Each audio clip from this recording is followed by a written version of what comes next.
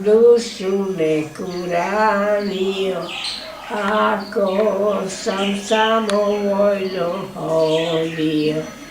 Oprosti mi, o vječni Bože môj, oprosti mi. Amen.